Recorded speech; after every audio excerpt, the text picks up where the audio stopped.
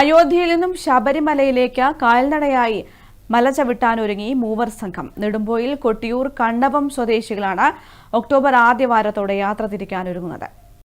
ഈ മാസം ആദ്യവാരത്തോടെ ഉത്തർപ്രദേശിലെ അയോധ്യയിൽ നിന്നും കാൽനടയായി ശബരിമലയിലേക്ക് യാത്ര തിരിക്കാനൊരുങ്ങുകയാണ് നെടുമ്പോയിൽ സ്വദേശി ഹരിനിലയത്തിൽ പ്രകാശനും കൊട്ടിയൂർ സ്വദേശി ആനക്കാമ്പുറത്ത് ഭരതനും കണ്ണവം സ്വദേശി ചെറുവത്താൽ മഹേഷും. അയോധ്യയിൽ നിന്നും കെട്ടുനിറച്ച് ശബരിമലയിലേക്ക് യാത്ര തിരിക്കും. മണ്ഡലകാലത്ത് തന്നെ ശബരിമലയിൽ എത്തിച്ചേരാനുള്ള രീതിയിലാണ് യാത്ര ക്രമീകരിച്ചിരിക്കുന്നതെന്ന് 18 വർഷത്തോളം കാൽനടയായി ശബരിമലയിലെത്തിയ പ്രകാശൻ പറഞ്ഞു. ഞങ്ങൾ വീട്ടിൽ ട്രെയിനിന് പോകും. ഇങ്ങോട്ടേക്ക് അടയെത്തി 2 ദിവസമാണ് നിന്നിട്ട് ഒരാഴ്ചയോ നിന്നിട്ട് അവിടെ നിന്ന് പുറപ്പെടാൻ 2700 ഉണ്ട് തോന്നുന്നു. 22 വർഷത്തോളമായി കാൽനടയായാണ് ഭരതനും ശബരിമലയിലെത്തിയത്. ശബരിമലയ്ക്ക് യാത്ര തുടങ്ങിയിട്ട് ഞാൻ 5ാം ക്ലാസ് പഠിക്കുമ്പോൾ തൊട്ട് തുടങ്ങിയാണ്. 2-3 വർഷം പോയിട്ടില്ല. ഈ വർഷം അയോധ്യയിൽ നിന്ന് പദയാത്ര പോകുന്നു.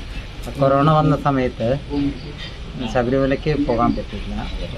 വയനാട്ടിലൊരു അയ്യപ്പ ക്ഷേത്രം, അവിടേക്ക് കെട്ടുനിറച്ച് പോവുകയാണ് പുള്ളിയോടെ. ഒരു ദിവസം 30 മുതൽ 40 കിലോമീറ്റർ സഞ്ചരിക്കും. വഴിയമ്പലങ്ങളിലും മറ്റും വിശ്രമിക്കുമെന്ന് 15 വർഷത്തോളം കാൽനടയായി അയ്യപ്പനെ കാണാൻ പോയ കണ്ണവം സ്വദേശി മഹേഷും പറഞ്ഞു. 6 കൊല്ലമായി നമ്മളതിന്റെ പ്ലാനിങ് ഇട്ടിട്ട് അയോധ്യ നടക്കണോ, അതുകൊണ്ട് ഇപ്രാവശ്യം നമുക്ക് സാധിച്ചു. ഒരു നല്ല അഭിപ്രായം പറയാം. അവർക്കൊന്നും ഒരു പ്രശ്നമൊന്നും, ഞാൻ എല്ലാം സെറ്റാക്കി വെച്ചിട്ടേ പോകും. ഒരേ ലക്ഷ്യം ശബരിമല.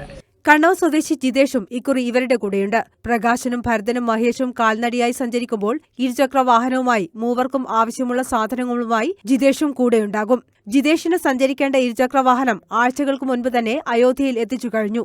ഓരോ വർഷവും ഓരോ പ്രധാന തീർത്ഥാടന കേന്ദ്രത്തിൽ നിന്നാണ് ഈ മൂവർ സംഘം ശബരിമലയിലേക്ക് യാത്ര പുറപ്പെടുന്നത്. News bureau, Peravoor.